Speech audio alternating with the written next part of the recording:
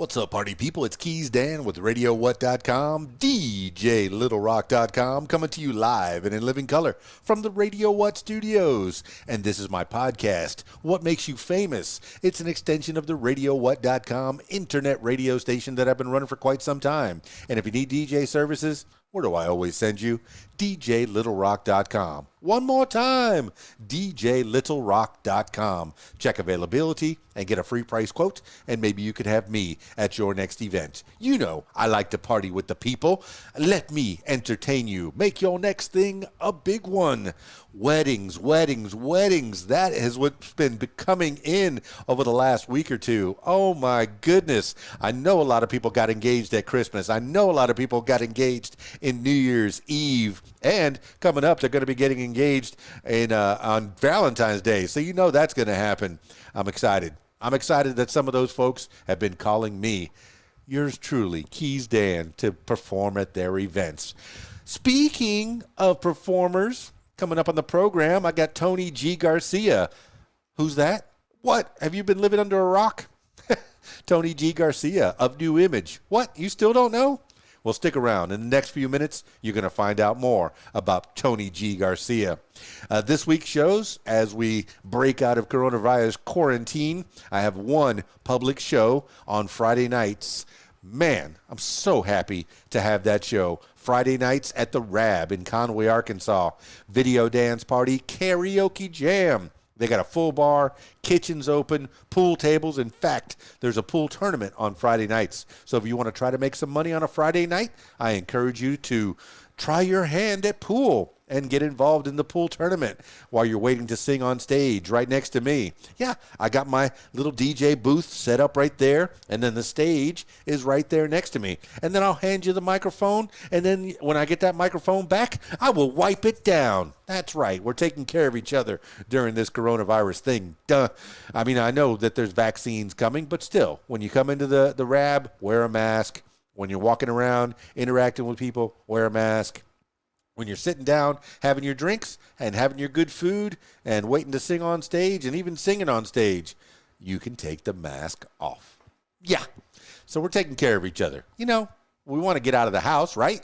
So let's follow the rules. And now the hours are shortened over at the Rab because of the coronavirus mandates.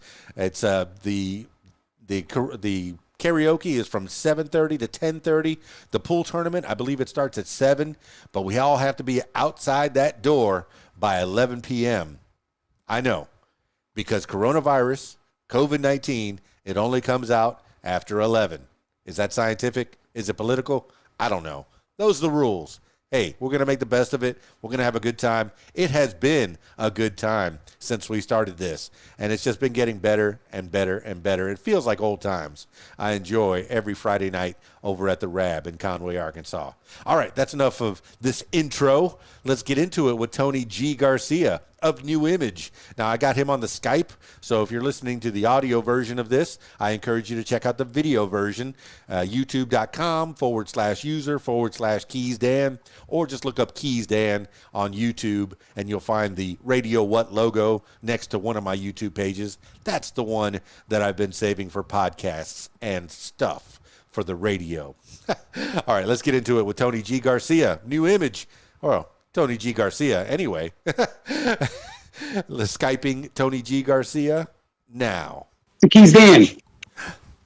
Almost there.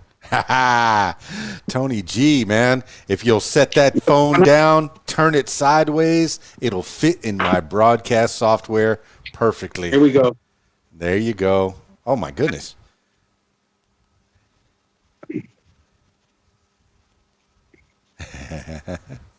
Is that good? Well, I mean, you tell me. Is your face all centered up there and your camera where you want it to be? We're good. Look, we got the New Image shirt rocking right now. That's fantastic. Tony G. Man, we've talked over the years. I played your music over the years, but we never had like a face-to-face too much, you know, and I'm kind of excited that at least we're almost face-to-face. We're virtually face-to-face.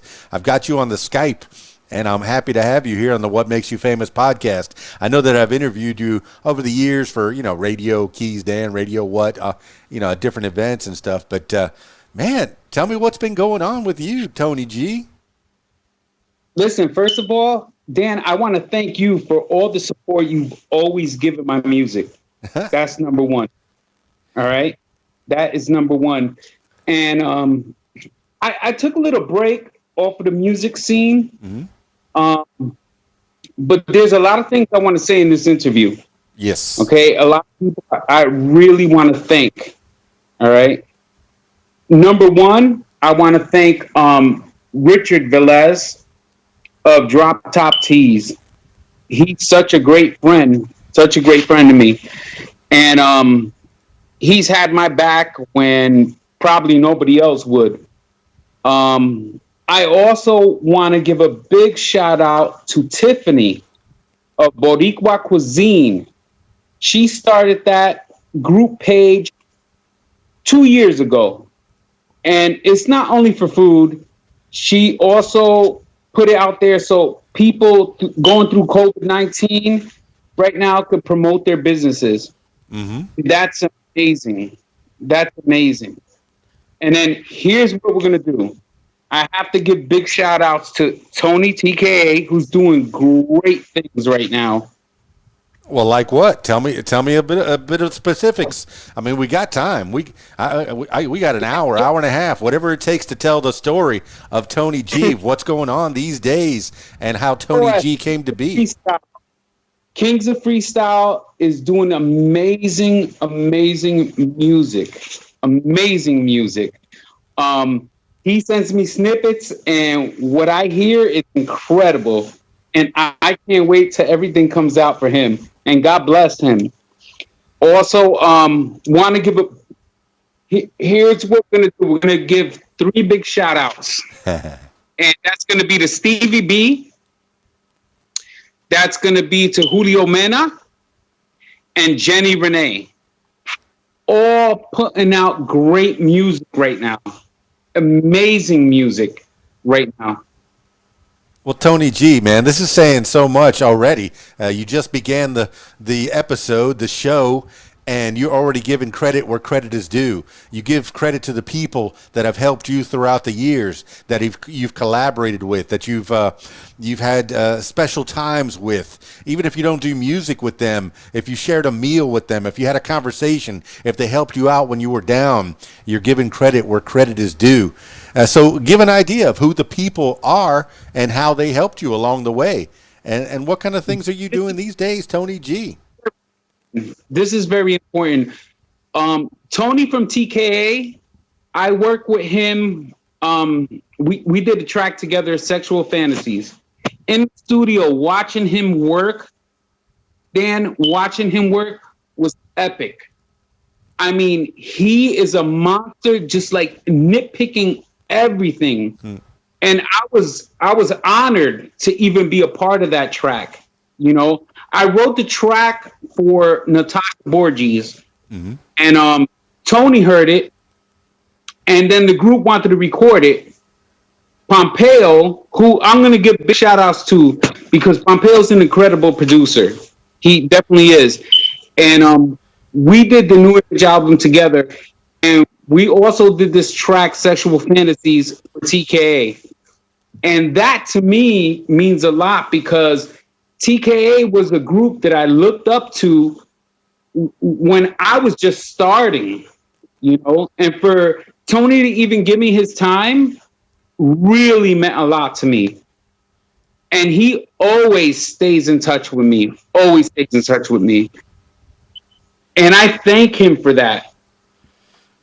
Okay, so let's give credit where credit is due. Let's start from the beginning.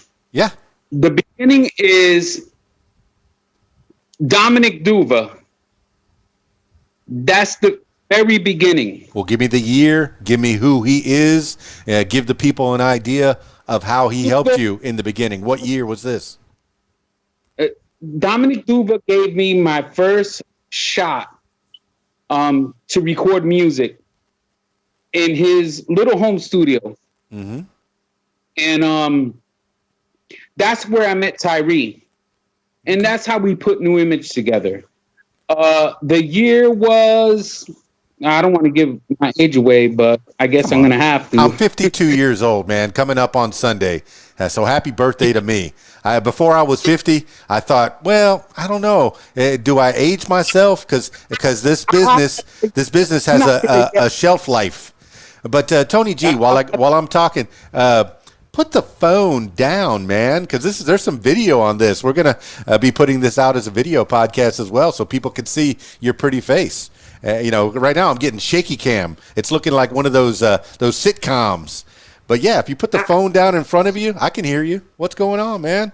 So tell the people who Dominic is. All right.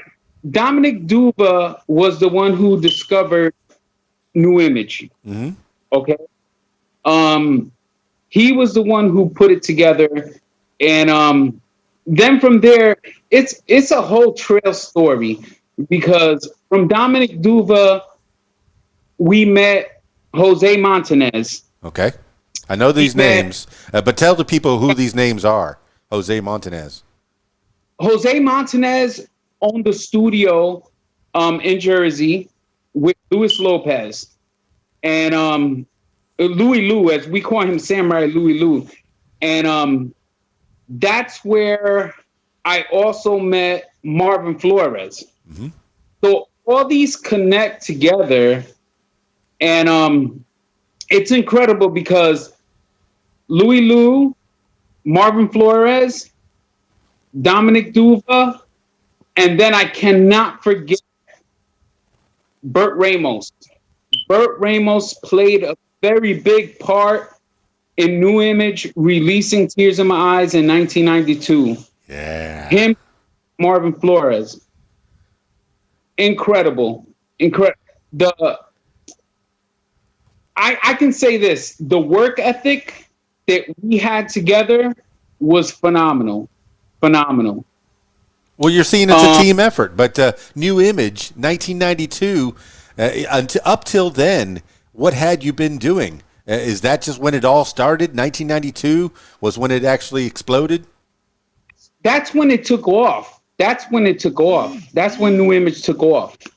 Okay, but previous to that, you were rehearsing, you were getting on stage, trying to get some stage time. No, were you learning things? Definitely performing. We were definitely performing. I was performing in high school. Yeah. In high school. So, I shouldn't even give this away, but I graduated in 1991. 86, man. We're cool. Don't worry about it. Creators never die. They just fade away, man.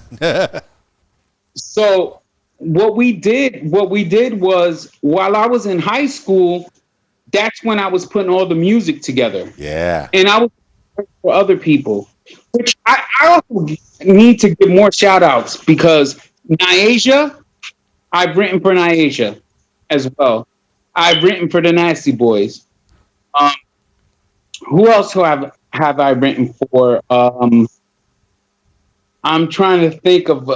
There's so many people, because the music wasn't only about me. Mm-hmm. And the music was about creating music and touching people with the music. And that to me was more important than anything else. So right now I'm working on a brand new track with Matrix, who me and Mate go way back to, when he was DJing like birthday parties. And I wrote a track for my cousin, Lisette Castellano Jones, and it's called Believe. Mm-hmm. And I'm going into the studio to record within the next week. And that's going to be the first track that I'm going to let listeners have a listen to. Well, I like the sound of that, man. But it all started in New Jersey, but were you writing for other people before you even got out of high school? Yes, I was. Who were you writing for? The first two tracks I wrote were actually for a friend of mine, and we went to high school together. And Rafael Garcia, I actually wrote for his sister, Lisette Garcia. Um, and then from there, I started the New Image project. From there, How did from that high name school. come about? New Image and the way it's spelled, N-U Image. How did that name come about? Here's how that came about. Burt Ramos, we had a meeting. This is when I was still in high school. We had a meeting. Burt Ramos, Marvin Flores, and we were sitting in Burt Ramos' living room, and our original name was Latin Image. Okay.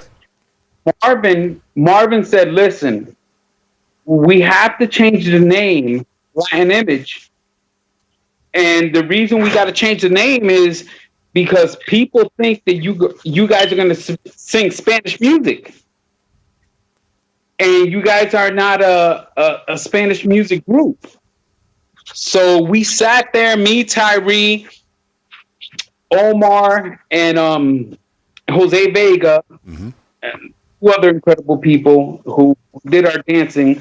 Um, we sat there and we said, "Okay, so what come up with?" We started saying True Image. No, and then I said, "You know what? New Image, because you know what? We're going from Latin Image Mm-hmm. to a new image." And I said, "I don't want to. I don't want to spell it New. So let's spell it Nui, Nui, Nuimage, New Image." And that's how this came about. You got the New Image. You get, for those that are listening to the audio version of this podcast, check out the video version. He's got it. He's wearing his own shirt, man. He's representing the New Image of now. It's been around since the '90s, man, and even before that, it's been a concept, and I'm excited, man, that we're going further. And Tony G, you have a YouTube that I'm subscribed to, Tony G Garcia, and you know what's been lately? Yesterday, I talked to two, not one, but two different women from different parts of the country, no, of the world. I had one in England, an Irish girl in England, and then I had a Chinese girl that came through San Diego, and now she's living in Texas, and they were both talking about domestic abuse, domestic violence. This is the latest video that you have. Tell me how you're involved in that. Let's tie all three of these podcasts together. What is domestic violence to you, man? Because it's something that's on people's minds, it seems. Yes. How that started was I had a friend of mine that was in a domestic violence situation, and it really touched me hard. And I didn't want to see what she went through. So while I was recording my solo album, the Tony G A New Day album, I said, "You know what? I have to write about this." And it was so easy, Dan. So easy, because just went in front of the mic. I don't like writing. When I write a song, I don't like writing in a notebook. You know, I like to feel it, because if I feel it, then I know others are going to feel it. So what I did was I went to the studio with Pompeo Matano, and I said, "You know, I have to write the song." And that's where it came.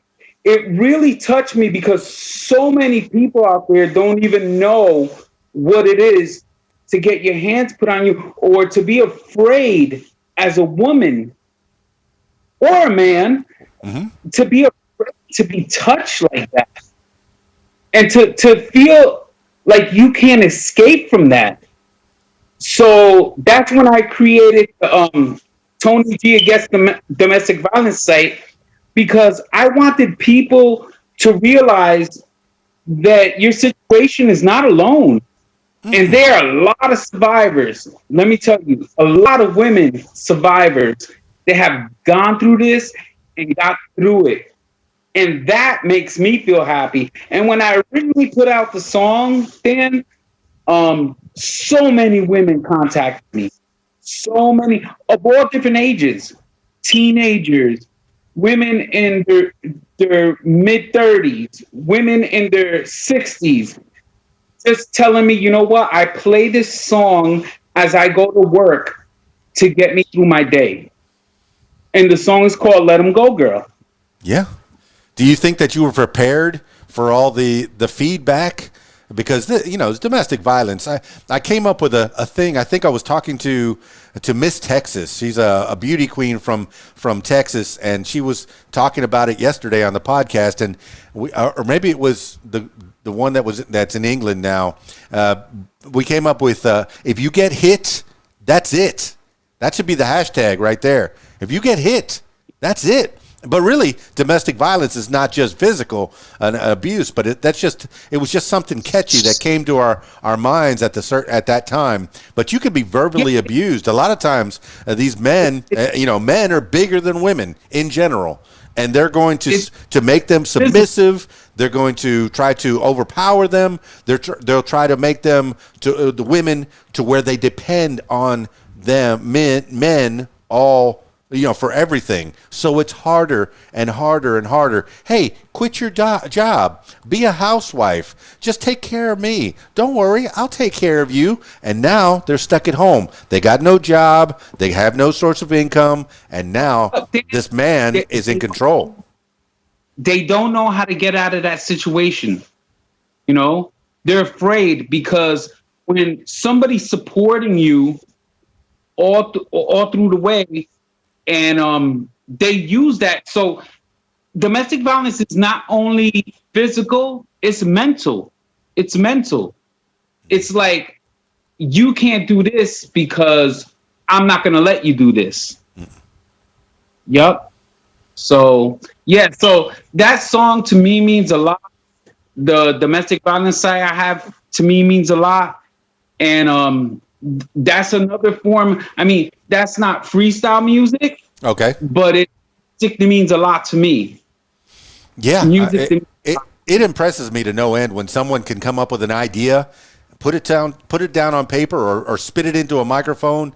And you say you don't even write on paper. You kind of workshop it out like a comedian would, where they go to a little open mic and they tell a few jokes and see if the jokes work. No, try it again tomorrow at the open mic. Try it again tomorrow. But is that the way you write a song? You spit it into the microphone, you listen back to it, and you go, I could change this. So nothing gets written down beforehand? Here's what I learned. Going into the studio, if you're writing on paper, like I feel restricted. I feel restricted if I'm writing on paper. But if I go into the vocal booth and you turn on that mic, put the lights down low, and play the track, then I feel it more real. There's a song that I wrote for a fan of mine, Chris Styles, and it's called He Will Never. And I remember when we were going in to record that track, Pompeo was like, oh man, but this is like down tempo. And, he was so used to us doing like the upbeat tempo stuff. I was like, this is a real track. He told me a story and I want to write about it. So I had my friend from high school, Moses Mercado, come in and he did the beautiful, beautiful vocals. And listen, we didn't write the track on paper. We just went right in there and I started singing. He vibed off of me. I vibed off of him. And that's the best way, Dan, to create a track. Because if you're feeling it while you sing it, somebody else out there in the world is going to feel what you're singing. So it's almost like you're recording live. That was one of my next questions was going to be, has your writing style changed since the 90s, since you first started? Because primarily you're a solo artist now as opposed to being a New Image. And who were the other guys that were in New Image? Tyree and Victor. Tyree and Victor. Do you still associate with them? Do you still play with them or talk to them at all? Tyree in a minute, but Victor, yes, we keep in contact real close. I mean, Tyree's been doing his own thing, his own solo thing. So he's been doing his own solo thing. Well, that's and nice. I have to give a shout out. I also have to give a shout out to Adriana and Alice. They were our other dancers. we had Omar Patino and Jose Vega, and we had Adriana and Alice. So it was like we switched up, and it was amazing. That's what made us different as a group. You know, we kept it fresh. We kept it live. Well, that adds to the visual as well. That's beautiful that you have dancers and you give them shout outs. I have a 15-year-old daughter that's learning all kinds of different dancing, and I'm, she's wondering, is this a waste of time sometimes? I know it's fun to go do the dancing, but will this come to fruition? Will something come out of this? Can she make some kind of a living out of it? The dancers in a freestyle show, in a dancing show, they add so much flavor, so much delight to, because sometimes maybe the lead singer doesn't have the good moves, or maybe he has good moves and he wants maybe 2 or 4 other people to dance along with him. So that's good, man. You have dancers, and that lets me know that people that are taking dance lessons might have a career hanging out at Tony G. So having dancers, and tell your daughter she is not wasting her time. Anything that she truly believes in and she puts 100% passion into it will come to be what she wants it to be. All right. Okay? Well, Tony G, let's give a little background on you. People can go to Tony G, your various social medias. Tony G Garcia, recording artist Tony G is on Facebook. And then your Tony G 360 Gmail is on Instagram. But I want to know the background, and plus your Tony G Garcia YouTube as well. But I want to know the background. You're Puerto Rican, but were you born in Puerto Rico or were you born in New Jersey? I was not born in Puerto Rico. I am Puerto Rican. Mm-hmm. I was born in Jersey, Paterson, New Jersey. Patterson. Now, what's it like in Paterson? Be on the tourist bureau of Paterson, New Jersey. What things are there to see in Paterson if you're taking the walking tour? If you're taking a walking tour, the Great Falls. You have to go to the Great Falls. Okay. That is, and Lambert Castle. Those are 2 very important things to me. If I'm in Paterson, I want to go to Great Falls, and I want to go to take a visit to Lambert Castle. That is great, because I had no idea that there were actual falls or anything to see of. I know it's called the Garden State, and the joke back when Joe Piscopo was on SNL used to be the Garden State. Yeah, if you're growing smokestacks, because. But there is stuff to see. There's beauty in New Jersey, in Paterson in particular. I have great memories growing up in Paterson, New Jersey. I have great memories. Going to elementary school, had an incredible teacher in 8th grade, Miss Allegra. God bless her. I had a lot of trouble in math. I used to hate math. And she would stay there an extra hour after I got out of high school, Dan, just to tutor me to get through math. And those are memories I will never forget. Yeah, these are the teachers that people. Go ahead. If you want to talk about Paterson, please. Broadway pizza. That's another staple. That's one of my landmarks that I have to go to. If I go to Paterson, I have to go to Broadway pizza. They've been around over 30 plus years, and New York slices all the way, man. Yeah, I've never been really north of the Mason-Dixon line too much. I think I went to D.C. at some point, and still that's not north of the Mason-Dixon, I think, if I don't know geography that well. But I've never been to New York, never been to New Jersey, never been to Chicago, and I've never tried that, walking down a big, giant city. I mean, I'm from Miami. That's a big city, but it's nothing like going downtown and picking up a slice of pie, I guess is what the pizzas are called in that region. You get a slice of pie, and it's not a little tiny slice that you get at Pizza Hut or Papa John's. It's a slice, it feels like a quarter of a pie, and you just walk down the street Yes. looking at things, having And that food. I see it on TV. I see it in movies, but is that the experience? What else is different? It's making it homemade at home. There's nothing like making it homemade at home. When I'm making my homemade sauce, and this is where the Boricua cuisine comes into play, because there's a lot of food that I post on that group page, and it's like sometimes I'm sitting here and thinking, I got to make some different recipes, and making those recipes and putting them together. And then when people contact me and say, "Oh, can I have the recipe for this?" Like for my cheesecake. Okay. I love making cheesecake. And here at the house, it doesn't last not even a day. It doesn't even last a day. Cheesecake goes like that. But there was a girl that wrote to me and she said, can you please give me the recipe for the cheesecake? Mm-hmm. And I sat there and I said, I really don't like typing, but I said, you know what? She reached out to me, so I'm going to send her the recipe for my cheesecake.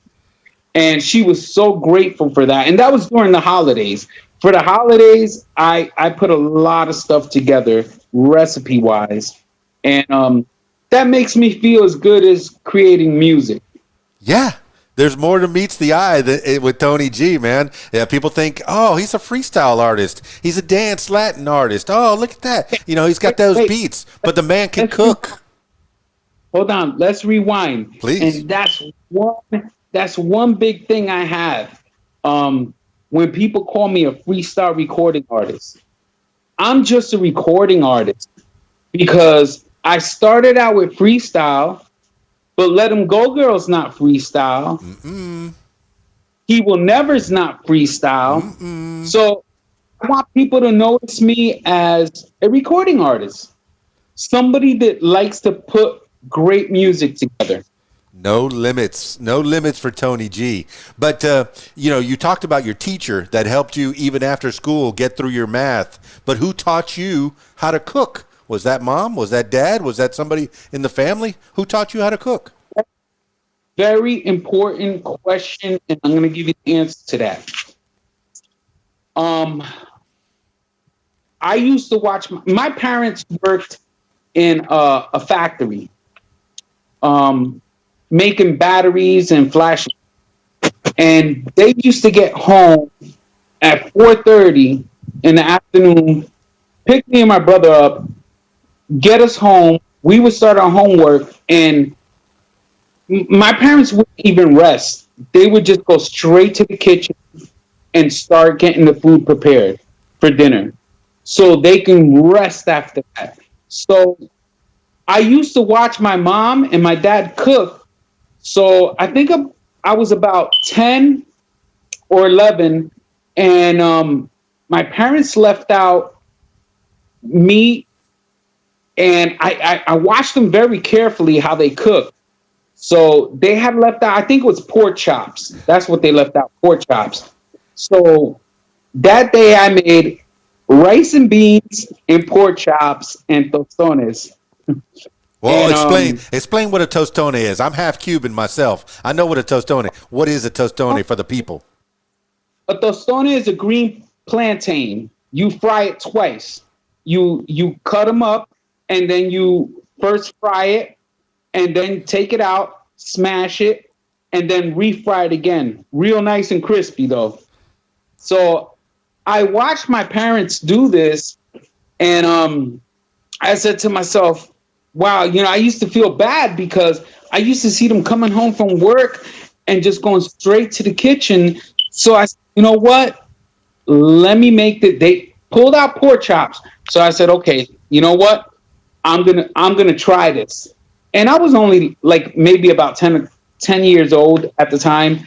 And my beans could have been better, but everything was cooked. And my parents came home, and my grandmother, we're gonna get to that in a minute. My grandmother, who lived upstairs from us, sometimes she would cook and bring food down so my parents wouldn't have to cook. So as soon as my parents got home, they started eating, and then my mother called her mom, which was my grandma that lived upstairs, and said, "Thank you for cooking." And she was like, "I didn't cook." And then my mom came to me and she was like, "Did you cook that?" I was like, "Yes." And it started from there, KeysDAN.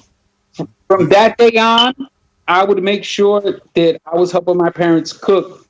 So when they got home from work, they wouldn't have to cook. Tony G, I like that kind of living. You're already letting me know how the family life is. When I went to my grandmother's house, Grandma and Grandpa lived here in Hialeah, in Florida, Hialeah, Miami, Florida. And then across the street was my tia Bebe, my Aunt Bebe, and then her three daughters. And then next to her was my great-grandmother and great-grandfather, all living in that little communal thing. 3 little houses, not great big houses, but little houses.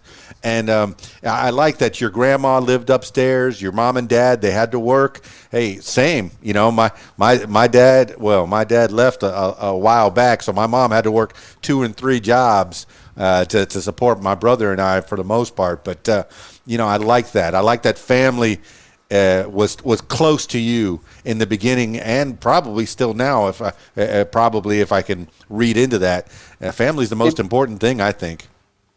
And KeysDAN, that's how I learned how to iron.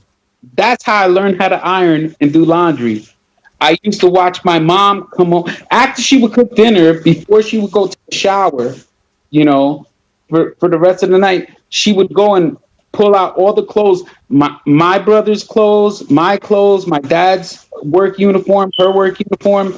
And I watched her iron. I was like, man, I do this. But one day she went into the shower and she had pulled out all the clothes. So I said, you know what, I'm going to iron this real quick, you know. And I did everything because I watched her. I did everything exactly the way she did it. I folded the clothes the way she did it. And then I turned off the iron and left everything folded on top of the ironing board. And she went into her room and she came out and she was confused because she was like, did I iron this? And I was like, no, Mom, I did it. And from that day on, I was ironing every day. You know, these were things, Dan, that took pressure off my parents, you know, because they were very, very, very hard workers, very hard workers. And to see them work like that and sacrifice for us, I mean, every year in the summertime, we went to Wildwood, New Jersey. Okay. That's down south, and it's a boardwalk with all rides and everything. And my father always made sure we went there for a week every year. And those are memories that mean so much to me. So much, especially now going through COVID-19. I mean, things are not the same, you know. To go to the beach, to go to a boardwalk. I mean, I was out today to go to the store and seeing everybody with a mask on, and I'm like, wow. I mean, this world has changed so much. Yeah. You know, and I think sometimes we take things for granted. We really do.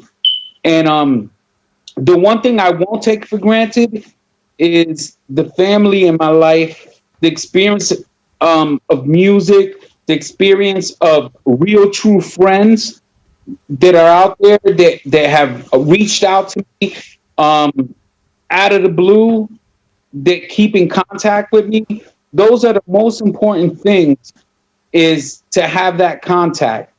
And that's where I got to give a shout out to Drop Top Keys. Richard Velez, again, is doing incredible work. He's printing right now for Stevie B, Julio Mana, Jenny Renee, and a big shout out to Manny Man. He's another amazing person. People that reach out to you out of the blue, you don't forget them. You don't forget them. Even when I was out of the music scene, not doing anything, these are the most important people to me that I have to cherish in my heart. Well, Tony G, just telling me that story of your upbringing where you notice that your parents are working double hard, so you try to take a little bit off of them. That lets me know that you developed that work ethic that from a young age. Were you an only child, or did you have brothers and sisters that you had to take care of as well? No, I have a brother, Will Garcia, and it was just both of us grown up together. Okay, and then well, was he? I'm guessing a younger brother, maybe.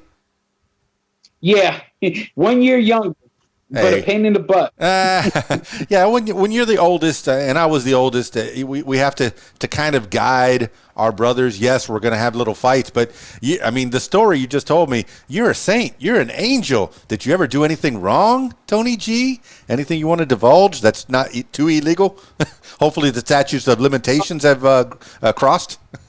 But Dan, everybody in life does something wrong. I've made my mistakes. In life, we're all going to make mistakes. We're going to make wrong choices, and those choices are going to make us learn. You know, so I'm not going to say I'm a saint, but I have made choices in life that I look back and I rewind and say, "Wow, why did I make that choice? Why did I do that?" But you know what? It was a learning curve, a learning lesson for me to go through that experience. Yeah, I know there's lots of cliches about it. It's not a mistake. It was a learning experience. If you're gonna fall forward. So at least you're making that progress, that forward motion.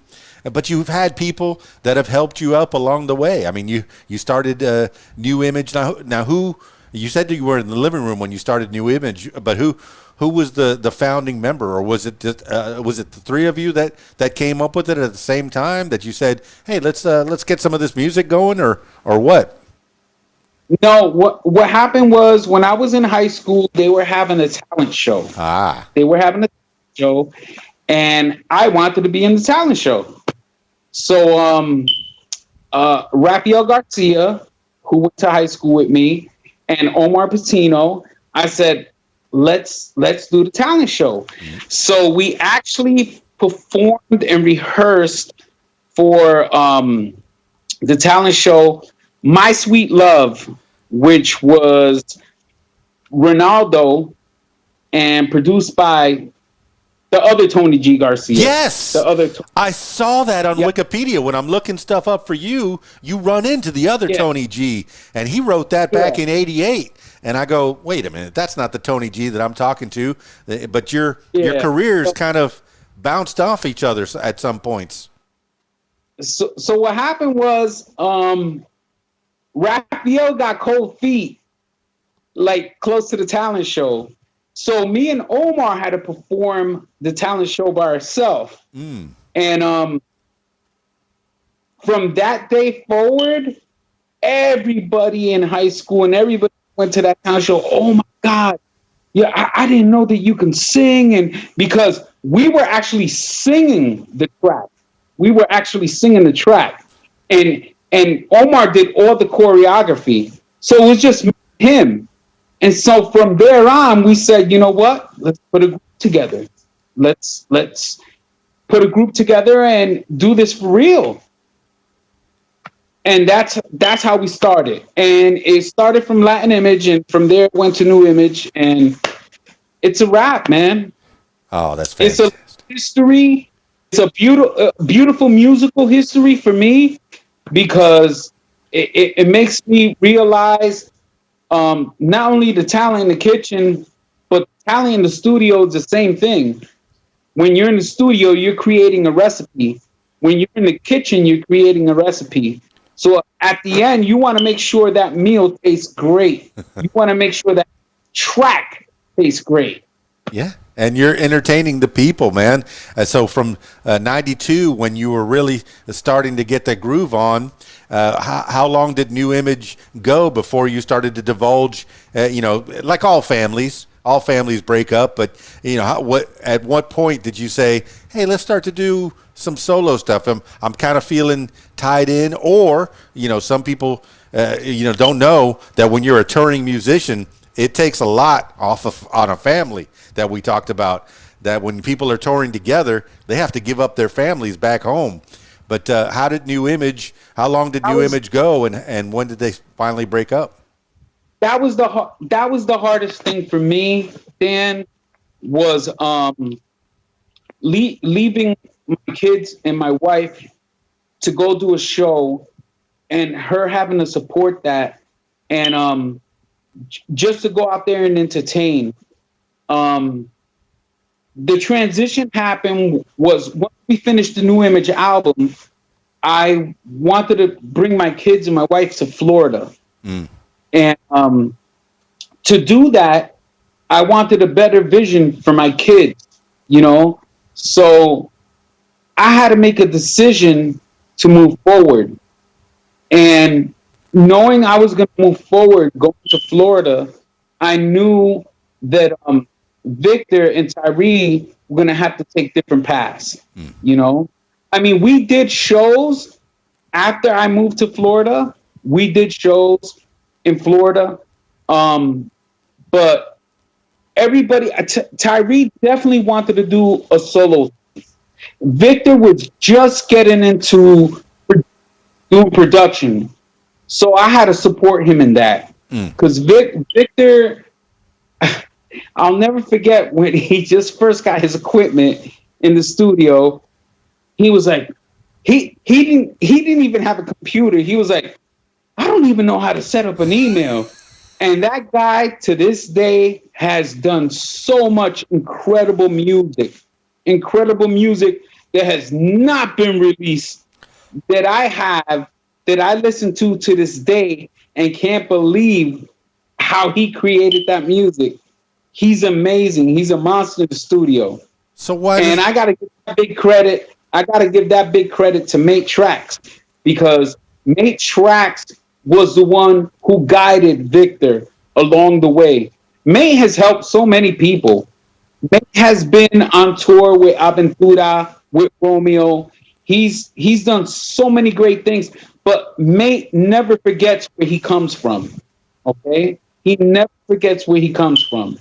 And that is a true value in the heart of, that you can't really find that, Dan. Yeah. Where somebody makes it so great and becomes a famous star and forgets about everybody behind him. He's never been like that. So big shout outs to Mate Tracks. And I'm privileged to even be working the track with him. So is Victor Zapata and Tyree Hernandez, are they still based out of New Jersey, or have they moved out to different parts of the country? No, they're both still in Jersey. Tyree's in Jersey and Victor's in Jersey. Yes. Starting families and all. And what took you to Florida? Is it like Central Florida? Because you're not in South Florida, right? You're in Central Florida? I'm in Deltona. Okay. What took you there? I live maybe like 8 minutes around the block from Niaja. Is that what took you to Florida? No, what brought you to sunny Florida? Niaja's great people. And I have to give a shout out to Martin Santiago, because when we were doing the New Image album release, he was incredible. We did a live stream. This is when, all before social media, we did a live stream through his radio show. And we did everything from the club. And it was incredible. The turnout was incredible. The feedback was incredible. And I do have to give a great big shout out to Martin Santiago. He doesn't DJ anymore. He could care less about the music as far as like DJing. But he's great people. And Niaja, great people. Oh, I love, definitely. I play Niaja. I know that her and Paradise, what a great couple, and a power duo putting things together all the time.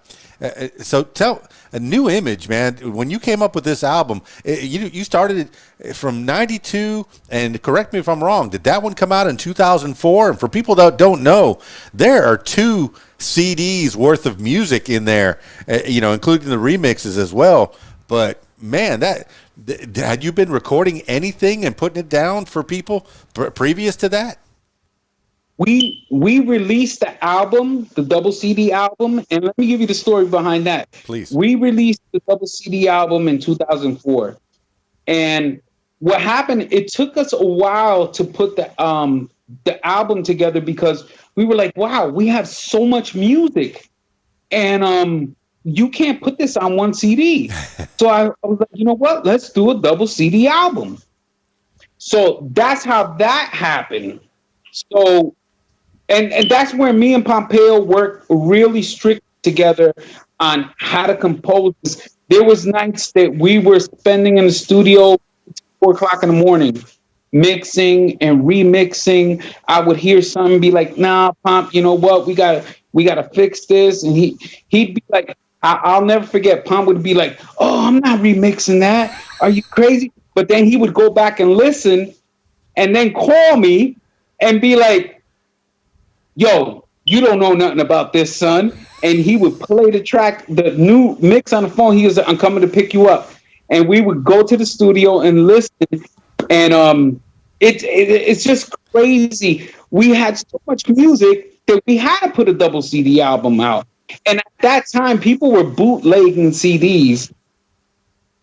Oh. And so I said to myself, well, guess what? If we put a double CD out, they can't bootleg it. But are you guys are primarily singers and I guess you're dancers up there. Do you does anybody play instruments at all, or was there a backing band, or was it all beats made on computer? It was all when I did my solo stuff. I had a friend of mine, Brian. He would play acoustic and piano and stuff. Everything we did through New Image was electronic through Pompeo. Everything we did. Now, the stuff that I'm doing now with Mate Tracks, the piano's live, all he's producing the beats electronically, but the pianos, all the elements of the strings and everything are live. So to you as a musician, as a creator, as an entertainer, a performer, does that give you a different vibe? Does that give you a different feel?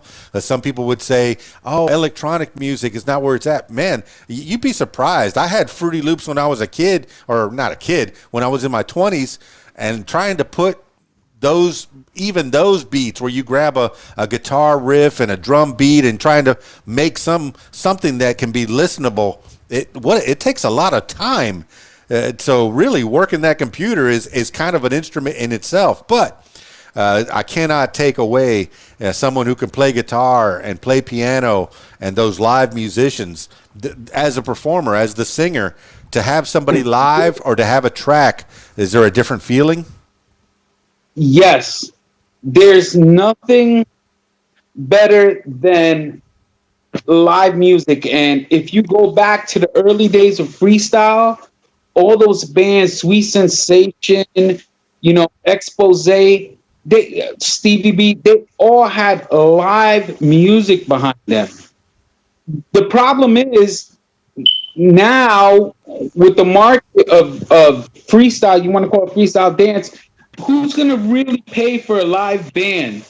A lot of people say, oh, freestyle forever, and I love freestyle music. But when there's a show and you get a turnout of like less than 100 people, I mean, who's really following that music? Yeah, it kind of hurt my feelings when I was working at Exito 105.5 down in Miami, down in South Florida.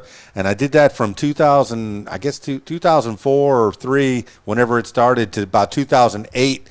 When it went completely Spanish. I was happy when it was bilingual, but I think in English still, so translating to Spanish was kind of hard for me.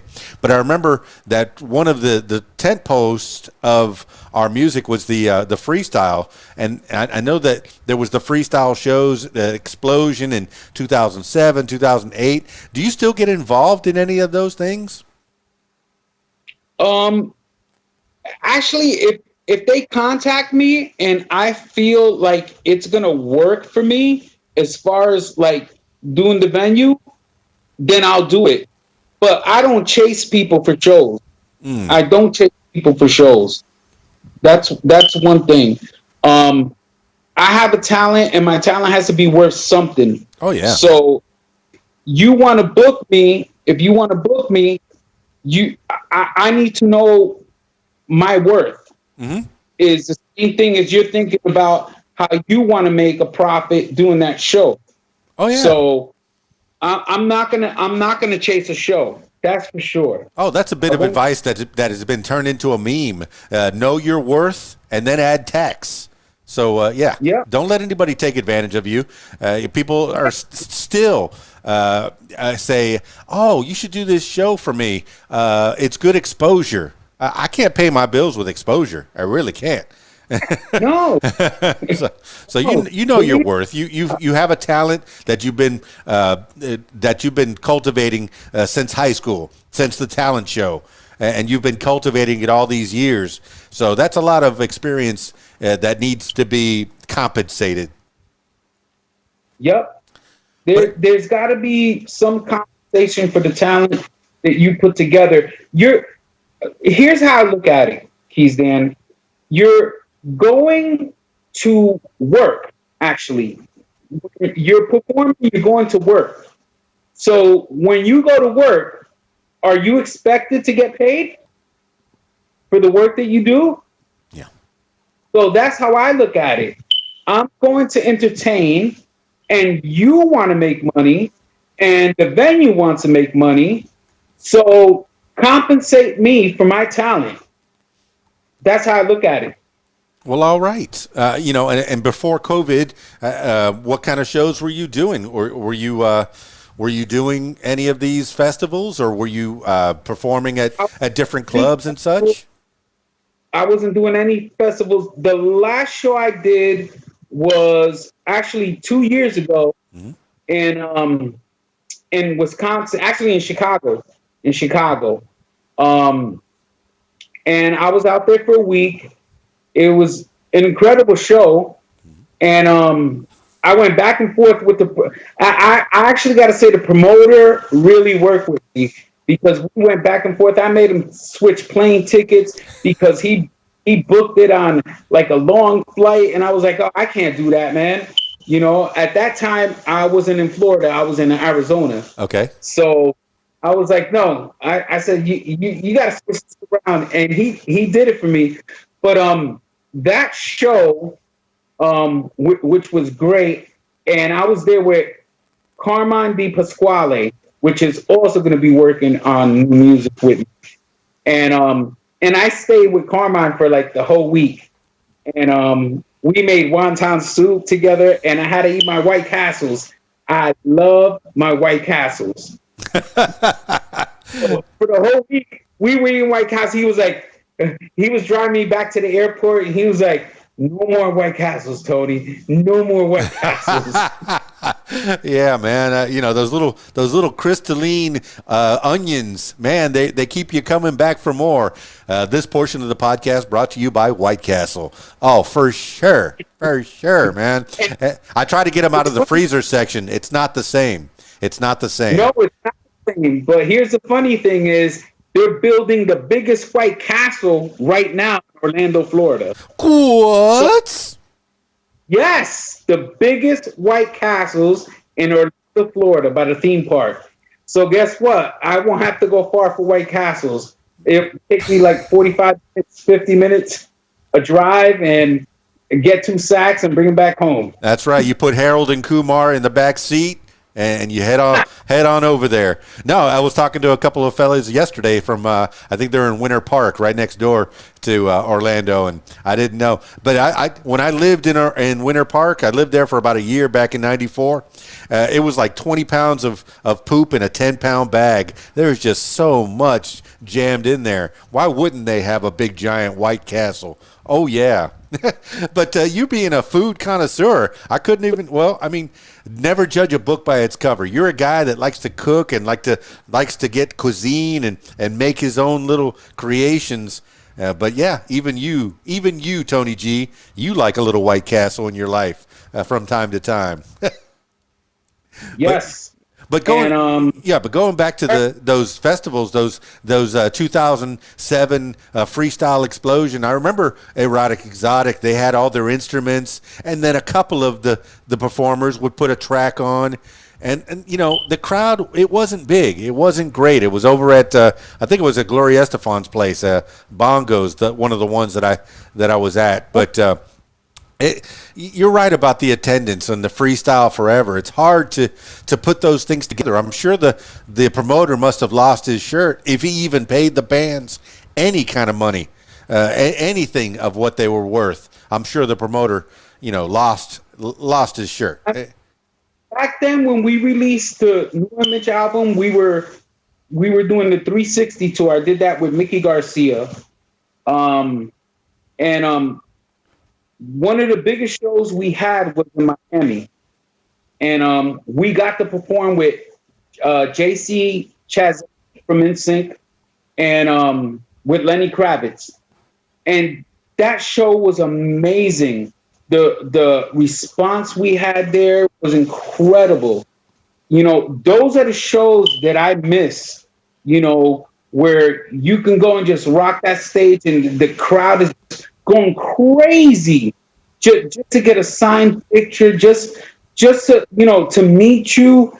And that to me means more than anything when somebody comes up to you and says, "Oh my God," and there were shows we did, Dan, when we released the New Image album, where we did big venues, and fans would come up to us, like families would come up to us, and then they wanted the album. We had posters. I had designed posters, pictures. I had the album cover design. So T-shirts. And sometimes a family would come up, and they would have maybe 2 or 3 kids with them. And I felt bad because they're buying an album, and we have posters, and I'm like, well, you know what? I would tell guys, listen, let's just give these posters away to them, because they're already buying an album, and they're each gonna want a poster and a signed picture, and we would even give T-shirts away. So it was amazing, like the fan base that we had to be able to do that. All right, I know you saw the look on my face. First of all, I want to give a big shout out to Mickey Garcia from Micmac Records. When I first met him, he doesn't even know it. He doesn't know. I don't even know if he knows I exist. But when I was watching him play at one of these shows, his work ethic, it made me want to up my way of DJing. The way I was watching him, I was like, man, this guy's good. I need to up my game. So for sure. But you're talking about the merch table. When you're trying to support an artist, the merch table is definitely one of those places to go, because nowadays with Spotify and with music the way it is, people are not buying albums. But then you kind of floored me when you said you were giving away stuff. You can't give it away. Maybe you could bundle it where you say, all right, if you buy this album, I'll give you that poster at a reduced price. And maybe if, the album, the coffee mug, the T-shirt with the poster, put it all together and it's one price. But yeah, you cannot give stuff away. But I guess it all kind of works out in the wash. You know how much you need to make to come up with a profit, or at least break even before you're really giving everything away. But I'm sure it felt good to those people to get something for free or something extra. We were coming away from those shows very comfortable, in the pockets. So for me to give away a poster, or a T-shirt, it didn't bother me. It really didn't bother me. I mean, the work that I went into it, the research, saying, okay, how much is the printing going to cost? What is this going to cost to design it? So I had everything put together. It was not easy work, but it was work that I had to put into it. And when I worked with Mickey Garcia doing the 360 tour, I was the one who booked all the 360 tour shows. Okay. Yeah. Well, so working with Lenny Kravitz. Sorry, go ahead. Working with Mickey was easy. We did a track together, "Who's Gonna Give You Love," and it was right in his home studio.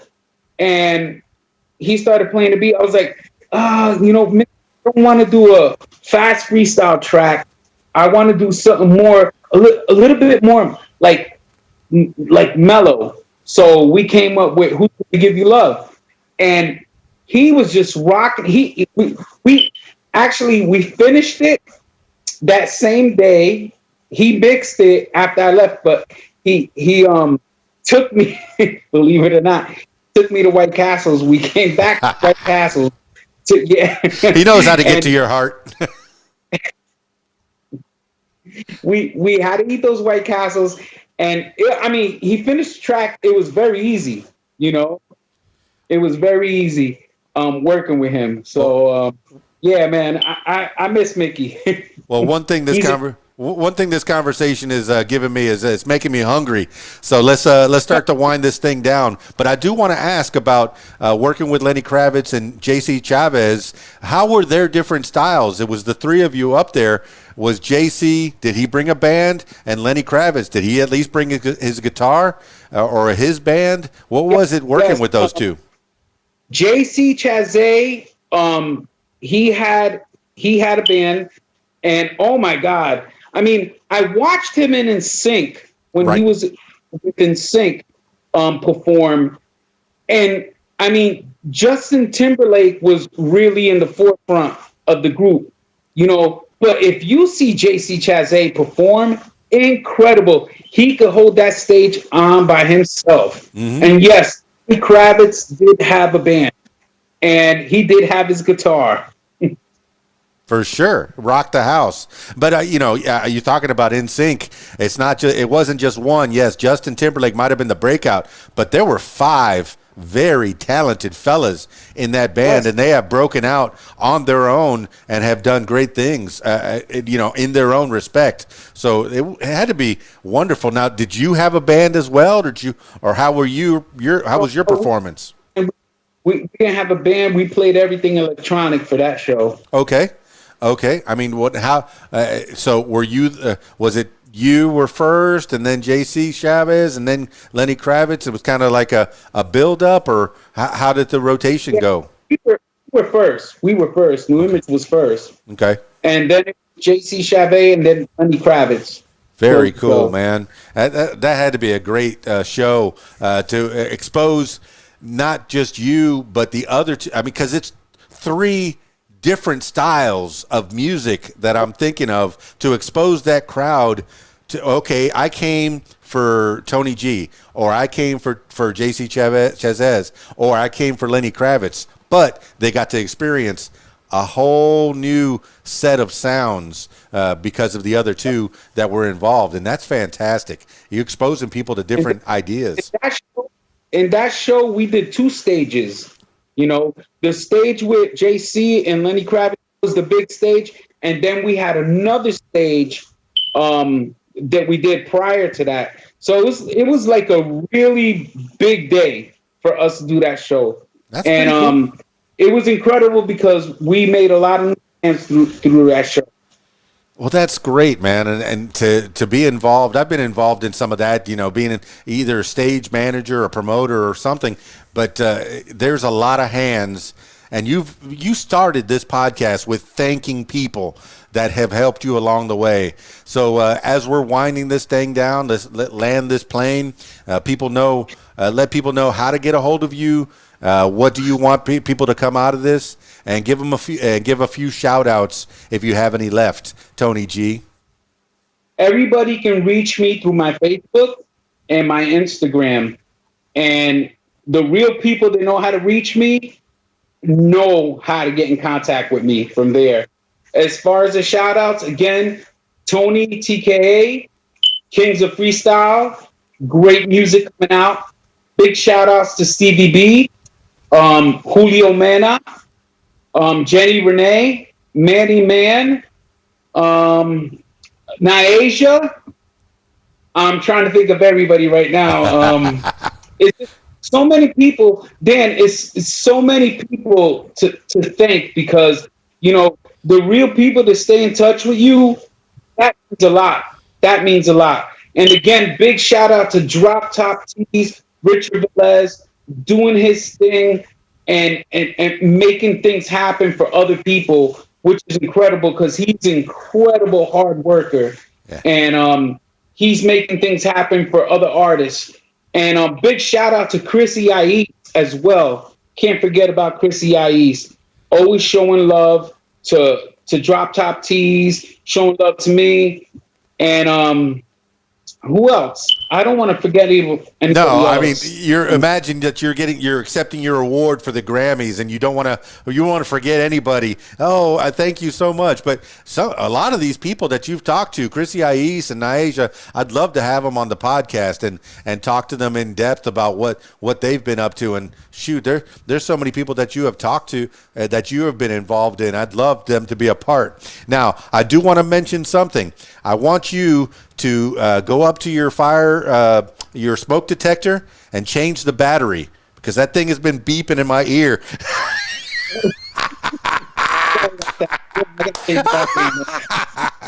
Those are those little tidbits that people, the little bits of flavor that people get to get. All right, Tony G. Garcia, man, it's been an absolute pleasure talking to you. I don't want this to be the last time. If you have anything else that you want to promote, you definitely come on back. This spot is open for you. But I usually finish these things out with last words for the people. Tony G. Garcia. It could be words to live by, something maybe your family or mom, dad, grandpa, somebody told you a long time ago, or it could just be whatever pops into your head at this moment in time. Tony G. Garcia, last words for the people. Last words, never let anybody stop your dreams. Never let anybody stop your goals. Well, there you have it, party people. Tony G. Garcia. He's not just a freestyle artist. He's not even just an artist, a studio musician, a studio artist. He is a chef as well. So he'll rock the house, get you an album, and then maybe cook you a meal. How about that? That's a good work ethic right there, man. That guy is well-rounded. I love talking to Tony G, and I love playing his music. I've been playing it on my various places since, it's got to be since the 2000s. Even before that, I was listening to, was I working on it? Yeah, I guess I was working on a dance station previous to 2000. So I guess I have been playing Tony G for a lot longer than I can even remember that I have. And even working the clubs back in the late 80s, early 90s. I remember Tony G popping up on the playlist. Fantastic. Happy to talk to Tony G. All right, party people, that's it for me. Oh, wait, if you would like to tell your story, I encourage you to give me a call, 501-470-6386, or email info@radiowhat.com. That's it for me. It's KeysDAN, radiowhat.com, djlittlerock.com. Peace. I'm out of here.